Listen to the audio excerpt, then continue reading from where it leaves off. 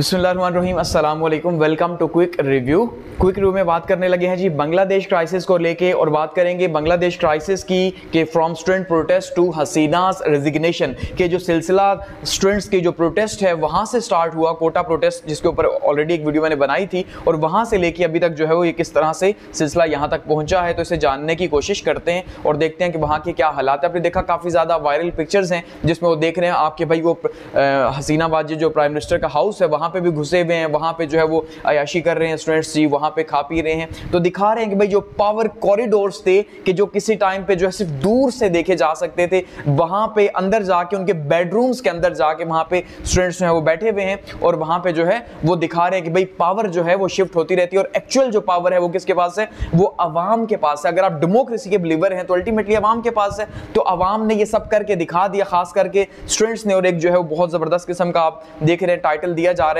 Generation जी का नाम दिया जा रहा है कि भाई ये जो जी जनरेशन है 2000 के बाद जो पैदा हुई, तो उसने कैसे रेवोल्यूशन जो है वो बर्पा कर दिया। और आप ये देखें कि ये जो प्राइम मिनिस्टर हाउस है इसके ऊपर भी चढ़े हुए हैं स्टूडेंट हर साइड पे, ठीक है, क्योंकि बिल्डिंग्स जो है एक्चुअली में इंपॉर्टेंट नहीं है, बल्कि बिल्डिंग्स इस पर्पस के लिए बनाई गई थी, ये एक सोशल कॉन्ट्रैक्ट के तहत बनाई गई थी अवाम और गवर्नमेंट के बीच में। लेकिन जब वो सोशल कॉन्ट्रैक्ट ये भूल गई, अल्टीमेटली 15 साल की इनकी हुकूमत थी, 15 साल का इनका रूल चला जा रहा था, और चौथी बार जो है ये सर्व कर रही थी हसीना वाजिद, जो अब भाग के वहां से इंडिया पहुंची अपनी बहन के साथ, ठीक है। तो इसे समझने की कोशिश करते हैं। अब सबसे पहले तो रीसेंट क्या है जी, जो प्राइम मिनिस्टर हसीना वाजिद है 76 साल, वो भाग गई हैं अपने आर्मी के हेलीकॉप्टर के ऊपर और वहां से इंडिया पहुंच गई हैं, ठीक है जी, अगरतला पहुंची हैं। और ये कब हुआ जी, मंडे को हुआ, यानी कि 6 जो है वो अगस्त को वहां से भागी हैं, और 15 साल की उनकी दौरे हुकूमत जो है खत्म हुई है। और जो वहां के आर्मी चीफ हैं, ठीक है जी, वकील-उज़-ज़मान साहब, इस टाइम पे उनके पास कंट्रोल है, वो कि इन्होंने ही उन्हें बनाया था, ठीक है। उसके बाद अब इन्हीं के पास कंट्रोल और इंटरिम गवर्नमेंट वहां पे चल रही है, और अब वहां पे कहा जा रहा है कि भाई अब थोड़ा सा सब्र रखें, ठीक है जी, थोड़ा सब्र रखें। उसके बाद यहाँ पे जो है वो हम बातचीत कर रहे हैं, तो यहाँ पे एक नई गवर्नमेंट जो है उसकी बुनियाद रखी जाएगी। तो ये सिलसिला अभी तक है। और अगर हम ये देखते हैं कि ये सिलसिला कहां से स्टार्ट हुआ, तो बेसिकली ये एक लफ्ज जो है रजाकार से स्टार्ट हुआ, ठीक है। ये जो पूरी प्रोटेस्ट थी अगर आप देखेंगे तो ये एक रजाकार के वर्ड से स्टार्ट हुई। रजाकार का मतलब ये है, अगर उनकी लैंग्वेज के अंदर हम देखें बांग्लादेशी के अंदर, तो उसमें कहा जाता है ये रजाकार गद्दारों को, यानी कि वो लोग जिन्होंने उस टाइम पे 1971 की वॉर के अंदर जो है पाकिस्तान को सपोर्ट किया था। तो उस टाइम पे जो है उस इसलिए कहा गया हसीना वाजिद की तरफ से कि भाई अगर आप प्रोटेस्ट कर रहे हैं कोटा को लेके, क्योंकि 30% कोटा जो है वो कहा गया था सिर्फ उनको दिया जाएगा, बेसिकली जिन्होंने जो है वो 1971 की वॉर जो है वो लड़ी थी पाकिस्तान आर्मी के अगेंस्ट में। तो इसलिए उन्होंने कहा था कि भाई वो कोटा तो उनका हक है, तो वो अगर हम आप उनको नहीं देंगे तो किसको आपको देंगे, आप तो रजाकार हैं, यानी आप तो गद्दार हैं। तो इसके ऊपर बहुत गुस्सा आया स्टूडेंट्स को, और उसके बाद जो है बहुत ही हैवी ये मामला आगे बढ़ा, और करते करते ये रजाकार का जो वर्ड है ये पूरे बांग्लादेश के अंदर फैला, और उसके ऊपर बहुत नफरत भी हुई कि भाई हमारी प्राइम मिनिस्टर हमें जो है वो हमारा हक मांगने पे गद्दार कह रही है। तो ये जो है स्लोगन गद्दार का या रजाकार का बहुत तेज से आगे बढ़ता चला गया। और 14 जुलाई की जो कॉन्फ्रेंस थी खास करके, उसमें इन्होंने जो ऐसी बातें की थी हसीना वाजिद ने, जिसके ऊपर जो है काफी ज्यादा प्रोटेस्ट सामने आई थी, तो ये सिलसिला वहां से आगे बढ़ा। यानी सिर्फ एक सिंगल वर्ड जो है रजाकार, उसके ऊपर इतनी ज्यादा प्रोटेस्ट जो है वो आगे बढ़ी, जो स्टार्ट हुई थी कोटा को लेके। और अब जब इन्होंने जो 14 जुलाई की प्रेस कॉन्फ्रेंस उसके अंदर जब ये वर्ड यूज किया, तो इससे क्या हुआ, स्टूडेंट्स के अंदर मजीद गुस्सा पैदा हुआ कि भाई ये देखो हम एक तो अपना हक मांग रहे हैं, और ऊपर से ये मोहतरमा जो है वो हमें गद्दार कह रही हैं। तो फिर उन्होंने कहा कि हम गद्दार नहीं, आप गद्दार हैं, और अगर हम गद्दार हैं तो ये सभी गद्दार हैं, यानी पूरा बांग्लादेशी फिर गद्दार है। तो काफी जो है इसके ऊपर उन्होंने फिर क्या किया जी, पहले और इसके ऊपर जो पहले हाई कोर्ट ने एक डिसीजन दिया हुआ था कोटा को लेके कि 33% कोटा है, सुप्रीम कोर्ट ने उसको मुअत्तल कर दिया, ठीक है। अब स्टूडेंट्स को जाना चाहिए था वापस घरों को, होना तो ये चाहिए था, लेकिन हसीना वाजिद के जो तेवर थे उनको देख के उन्होंने कहा कि नहीं भाई हम पकड़ेंगे, इसके अंदर अपोजिशन शामिल है, और इस तरह की बहुत सारी बातें की जिन्होंने स्टूडेंट्स को ज्यादा गुस्से में दिलाया, ठीक है। और खास करके स्टूडेंट्स ने 9 पॉइंट्स अपने रखे सामने, क्योंकि उन्हें पता था कि जब वो वापस जाएंगे तो जाहिर बात उनके ऊपर एक्शन होगा, उनकी यूनिवर्सिटीज के अंदर, उनके कॉलेजेस के अंदर, वहां पे उनके खिलाफ एक्शन होगा। और जो लोग इतने जो है वो अब शहीद हो चुके हैं इस पूरे सिलसिले के अंदर, पहले दिन के अंदर ही 6 लोग जो है वहां पे शहीद हुए थे इस प्रोटेस्ट के अंदर,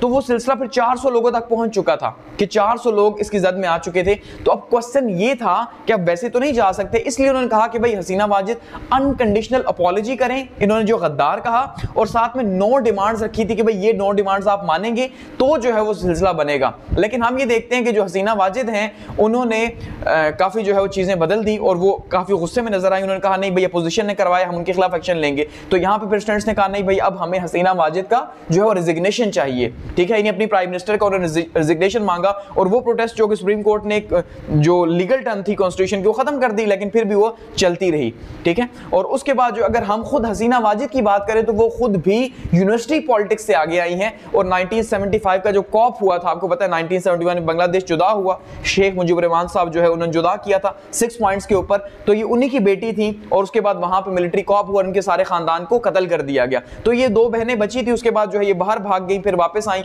और यहाँ पे आके मार्शल लॉ के खिलाफ इन्होंने जो है मूवमेंट चलाई थी और 1996 के अंदर पहली बार इनकी गवर्नमेंट बनी थी।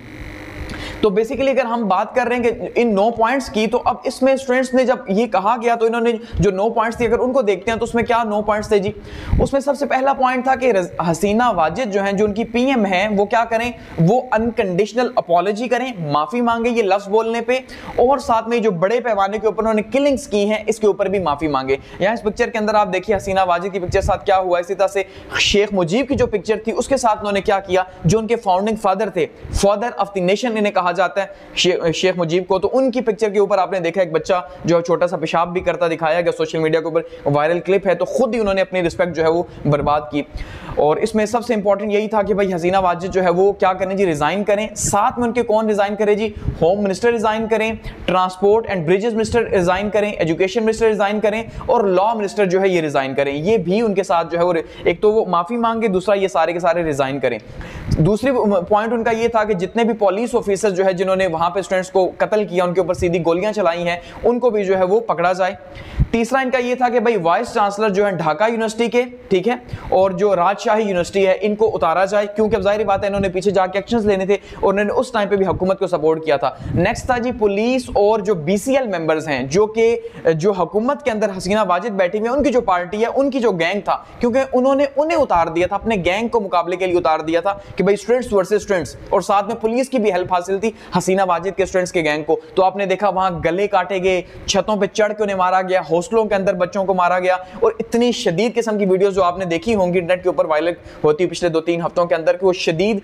ऐसी वीडियोस थी कि कोई मान नहीं सकता था कि ये एक मुस्लिम कंट्री है और उसके वो हालात हैं, ठीक है। तो उन्होंने कहा कि भाई उन्हें भी पकड़ा जाए जिन्होंने अटैक किया स्टूडेंट्स के ऊपर, ठीक है, और तब हम मानेंगे। फिर उन्होंने कहा जी जो फैमिलीज जो कत्ल हो चुके हैं, जिनको आप शहीद कर चुके हैं, तो उन फैमिलीज को भी कंपनसेट किया जाए। अब उनके बारे में बताएं कि उनको बेचारों को इतना आपने जो है वो मार दिया, 400 लोग जो है, तो उनको कुछ ना कुछ दें। साथ में उन्होंने कहा कि भाई जो स्टूडेंट्स की जितने भी पार्टीज बनी हुई हैं, जो स्टूडेंट विंग बने हुए हैं, जैसे बीसीएल बना हुआ है, ठीक है, इन सब विंग्स को खत्म किया जाए, उसके बदले में एस्टैब्लिश की जाए स्टूडेंट काउंसिल, ठीक है, ताकि ये वायलेंस बार बार ना हो। साथ में उन्होंने कहा कि जो एजुकेशनल इंस्टीट्यूट्स हैं उनको दोबारा से रीओपन किया जाए और उनके खिलाफ किसी भी एजुकेशनल इंस्टीट्यूट्स के अंदर कोई भी जो है वो एक्शन ना लिया जाए, और ये गारंटी दी जाए कि भाई एकेडमिक या एडमिनिस्ट्रेशन के अंदर कोई हैरेसमेंट नहीं होगी। तो ये वो 9 पॉइंट थे जो 9 पॉइंट उन्होंने सामने रखे थे कि भाई अगर आप ये मानेंगे तो जो है वो बात बनेगी। तो उन्होंने नहीं माने, जाहिर बात है, तो प्रोटेस्ट जो है वो बढ़ती चली गई और फाइनल डे फिर इसका संडे को था, जब आपने देखा बहुत ज्यादा जो है वो वायलेंस हुआ। उसके बाद मंडे को उन्होंने मार्च किया ढाका का और ऐसे में वो भाग के चली गई, ठीक है।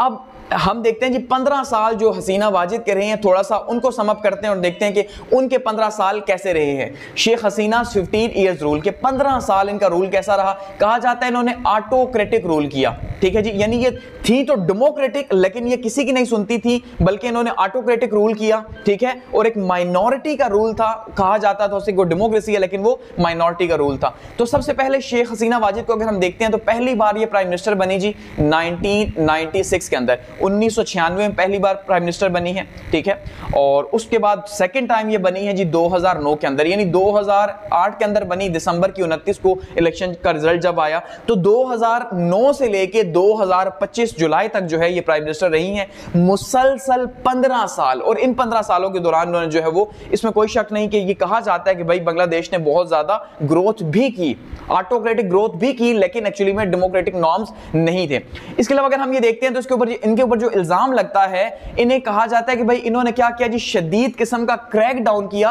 अपने अपोनेंट्स के ऊपर, उन्हें जेलों में डाला, उन्हें पकड़ा, इवन उन्हें मिसिंग पर्संस तक बनाया, ठीक है, और एक्स्ट्रा जुडिशियल किलिंग्स जो है वो उनकी की, यानी इतना ज्यादा। और किसने की जी, इन्होंने एक फोर्स बनाई थी एलीट रैपिड एक्शन बटालियन, उसने जो है बहुत ज्यादा जुल्म किया इन 15 सालों के दौरान इनके कहने के ऊपर।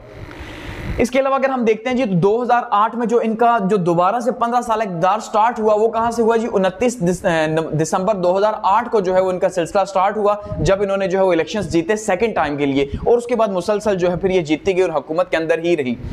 इसमें हम ये देखते हैं जी, जून 2011 को क्या हुआ, इन्होंने एक अमेंडमेंट पास की थी जो काफी खतरनाक अमेंडमेंट थी, जिस वजह से जो है मुसलसल 15 साल इन्होंने हुकूमत की। आप ये सोच सकते हैं या आप ये सोच रहे होंगे कि यार 15 साल हुकूमत की, तो इसका मतलब ये है कि वो पॉपुलर थी। नहीं, ऐसा कुछ नहीं है, पॉपुलर नहीं थी, बल्कि ये जो 15th अमेंडमेंट थी, ये जो है ये बहुत इंपॉर्टेंट थी कि जिस वजह से ये बार बार जीतते रही। ये अमेंडमेंट क्या थी कि इससे पहले 2008 के इलेक्शन से पहले इंटरिम गवर्नमेंट आया करती थी, और इंटरिम गवर्नमेंट जैसे पाकिस्तान के अंदर आपको पता आती है 2 महीने या 3 महीने के लिए, और वो इलेक्शंस करवाती है, और उसका एक स्लोगन होता है, हम न्यूट्रल हैं, ठीक है। वो कि अब पाकिस्तान में तो ये लफ्ज आपको पता है क्या है, लेकिन हम न्यूट्रल हैं, जाहिर बात है वो किसी को फेवर नहीं करते, तो इन्होंने ये टर्म खत्म कर दी। उन्होंने कहा भाई कोई न्यूट्रल अब केयर टेकर सेटअप नहीं आएगा, बल्कि अब क्या होगा कि अब जो सेटअप होगा, पहले से जो मौजूद होगी हुकूमत, वही इलेक्शंस करवाया करेगी। इसका मतलब वही अपने बंदे, अपने डीसी, अपने एसी अपॉइंट करके, अपने जजेस अपॉइंट करके, सारी सेटिंग करके इलेक्शंस को मैनेज करके करवाया करेगी।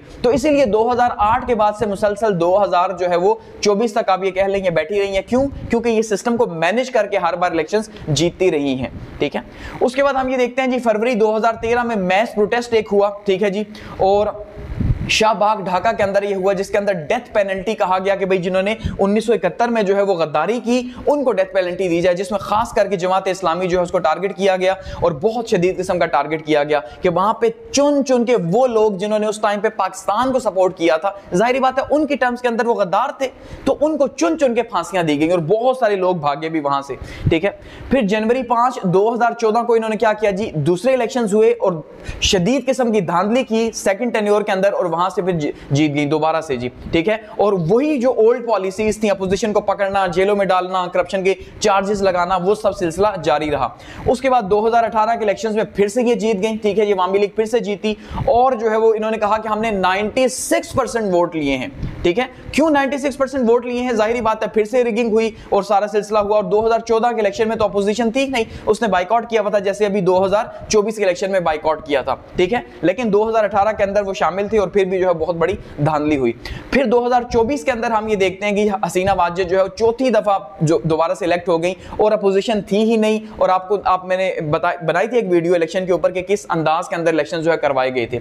फिर क्या हुआ जी, जुलाई 2024 को स्टूडेंट्स ने एक प्रोटेस्ट लॉन्च की कोटा के ऊपर कि भाई जो 1/3 कोटा है सिविल सर्वेंट्स पोस्ट के ऊपर जो है वो आपने सिर्फ 1971 में जो लड़े थे उनके लिए, बच्चों के लिए रखा हुआ है, तो बाकी कहां पे जाएंगे, ठीक है। इसके ऊपर ये लॉन्च हुई, और फिर क्या हुआ जी, 29 जुलाई 2024 को जो है वो प्रोटेस्ट जो है वो बहुत शदीद हुई आगे, ठीक है, यानी आगे मजीद बढ़ती गई, और फिर जो है फिर हमने देखा कि तकरीबन जो है इसके अंदर स्टार्ट में ही बहुत ज्यादा जो है वो किलिंग्स होना स्टार्ट हो गई, और उसके बाद जो है 5 अगस्त 2024 को हसीना वाजिद ने रिजाइन कर दिया, और जो है वो इंडिया भाग के चली गई। वैसे भी इनकी इंडिया के साथ बहुत पुरानी जो है वो यारी थी, ठीक है, पुरानी एक इनके जाहिर बात है रिलेशनशिप चला आ रहा था। ऑटोक्रेटिक रूल ऑफ हसीना जी, इनको एक टाइटल दिया गया कि भाई इन्होंने ऑटोक्रेटिक रूल किया, कोई डेमोक्रेटिक रूल नहीं किया, ठीक है, हर चीज को इन्होंने तकसीम किया, हर चीज के अंदर इंटरफेरेंस की, जैसे जब पाकिस्तान में कहते हैं ना हर चीज कंट्रोल्ड है, ठीक है, तो उन्होंने हर चीज को कंट्रोल किया, यहां तक कि इन्होंने चीफ जस्टिस की रूलिंग मानने से इनकार कर दिया, उन बेचारों को मुल्क छोड़ के भागना पड़ गया, ठीक है। इसके अलावा कहा जाता है मेन स्ट्रीम मीडिया सारा इनके कंट्रोल में था,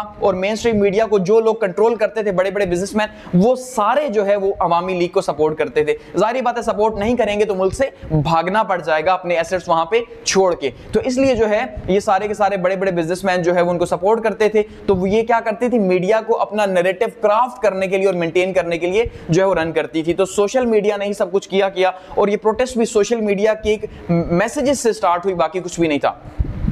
इसके अलावा मीडिया कंट्रोल करके इन्होंने क्या किया जी, एक डिक्टेटर की तरह जो है वो हुकूमत की पिछले 15 साल, ठीक है। और इन्होंने कहा कि भाई जो कंट्री की जो लिजेसी है और जो लेजिटिमेट वारिस हूं वो मैं ही हूं, क्योंकि मेरे अब्बू जी यानी शेख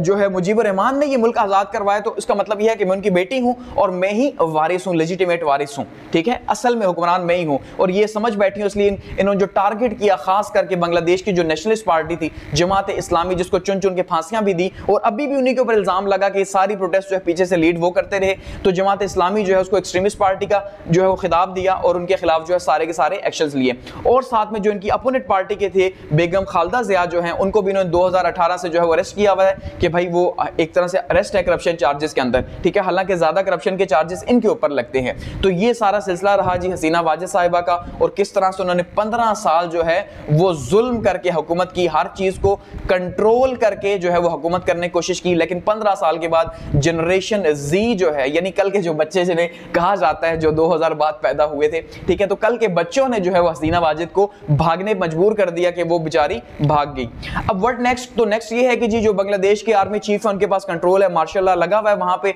और उनसे जब ये क्वेश्चन किया गया कि क्या आप मार्शल लॉ ही लगा के रखेंगे, तो क्योंकि उन्हें अंदाजा हो रहा था कि जो हालात बने हुए आर्मी के टैंकों के ऊपर लोग चढ़ चुके थे, उन्होंने कहा भाई नहीं ऐसा कुछ भी नहीं है, हम पॉलिटिकल पार्टी से बातचीत कर रहे हैं, तो हम जल्दी जो है वो इलेक्शंस वगैरह अनाउंस करेंगे या नया सेट जो है वो अनाउंस करेंगे, तो हम कोई भी इसमें दिलचस्पी नहीं रखते कि हम इसे आगे कैरी करेंगे। तो ये मामला थे जी बांग्लादेश के कि कैसे एक बच्चों की प्रोटेस्ट जो है उसके बाद हसीना वाजिद को वहां से भागना पड़ गया। लेकिन इसमें कोई शक नहीं है कि बच्चे हीरोज हैं, क्योंकि उन्होंने गोलियां, तशद्दुद सब कुछ बर्दाश्त किया। आपने देखा कैसी कैसी वीडियोस वहां पे सामने आई हैं, तो वो हीरो है, इसमें कोई शक नहीं है, ठीक है। Thanks for watching.